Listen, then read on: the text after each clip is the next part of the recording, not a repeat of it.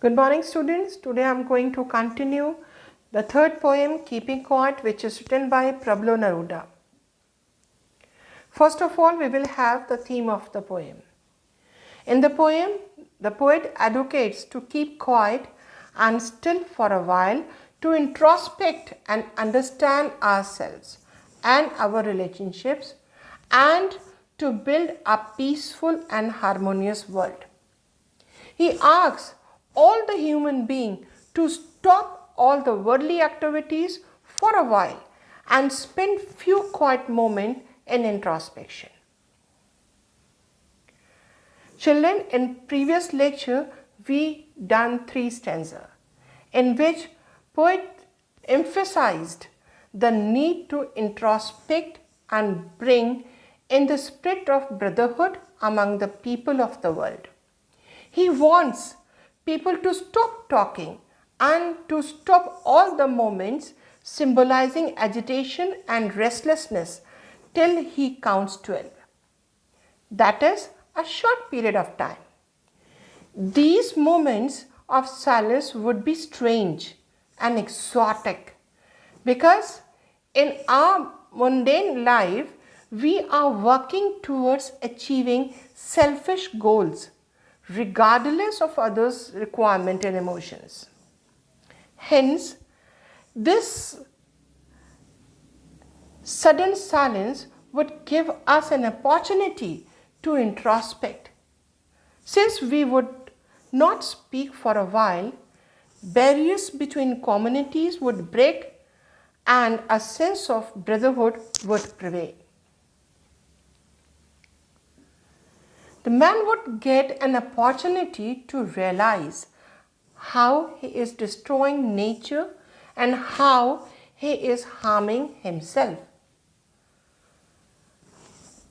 Fertile wars against man and nature would be arrested, and a new feeling of unity would be experienced. The poet does not want his desire for inactivity to be misunderstood as the state of uselessness or inaction. Clear? Now we will move to the fourth stanza.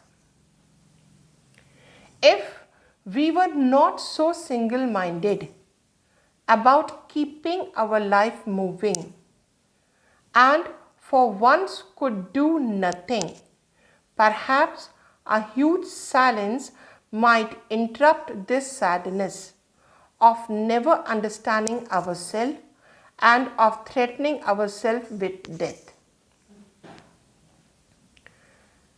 Now, the poet wants to clarify his readers that when he asks them to stop for saying or doing nothing, he doesn't want anyone to become a non-active person. Non-active person who remains idle and doesn't do anything. Here he simply means that we should stop and see the consequences of our deeds.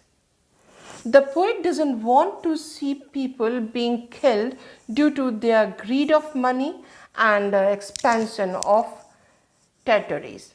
Further, he says that people are continuously working to achieve their tasks without thinking about their results. They are in fear of death and therefore wants to achieve most of the things before their death. Here poet urges them to stop for a while and take some moments to relish on what they have achieved till now. Everyone here is living a life in which he wants to achieve various things, one after another. But now the poet says it is the time to stop and see what has been achieved and should be enjoyed. This will help us to skip the sadness which has become so prominent in our lives. the sadness of not enjoying what we have achieved, and the greed to achieve what next is in the list to be achieved. Now, clear, I think? Now the fifth stanza. Perhaps the earth can teach us, as when everything seems dead, the latter proves to alive. Now I will count up to 12 and you keep quiet and I will go. So now the poet suggests to the human being that we should learn a lesson from the earth. During the winter, everything freezes and becomes lifeless. But when season changes and it is the onset of the spring season, everything present in the nature such as trees, birds, river, etc. gets life. So here the poet, by giving the example of nature, wants to say that all the human beings should stop and try to judge their deeds. They can try and make their life better with calmness and peace.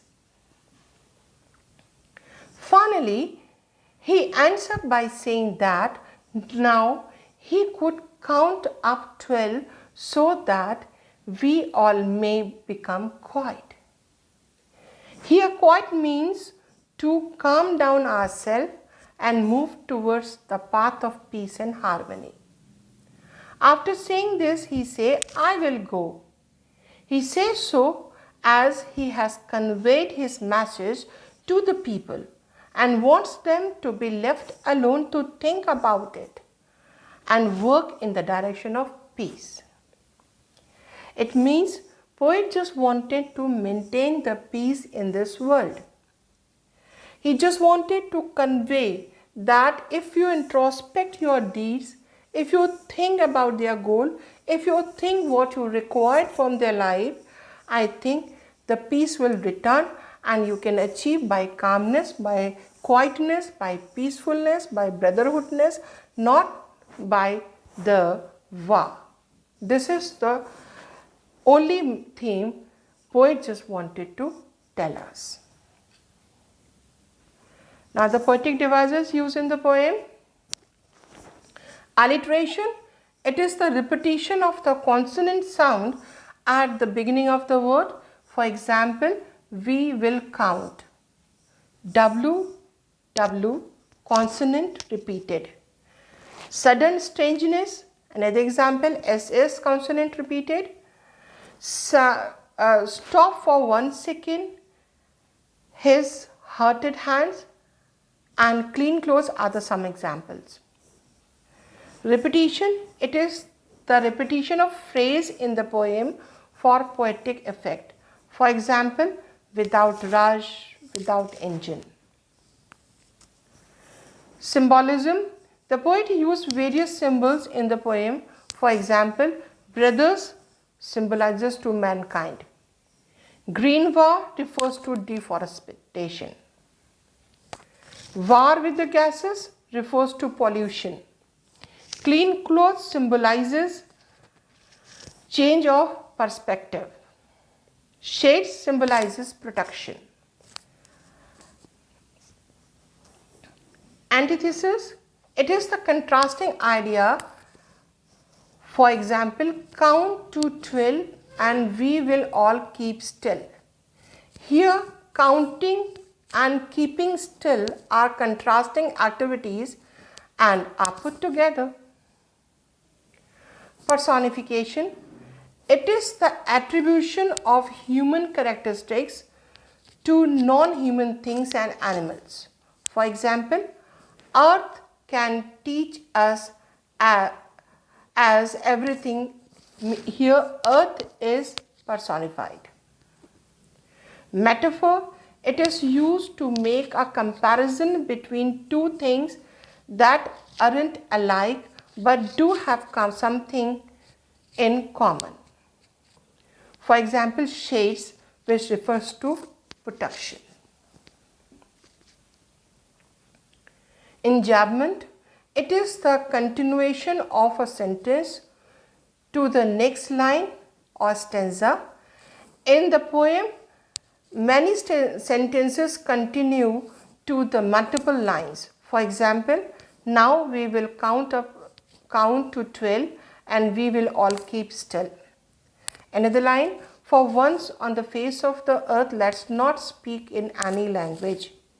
Another example, let's stop for 1 second and not move our arms so much. I think you are able to understand. So that's all in this lecture, children. Read the poem nicely, read all the phrases, all the poetic devices, so that you can understand the poem nicely. Thank you.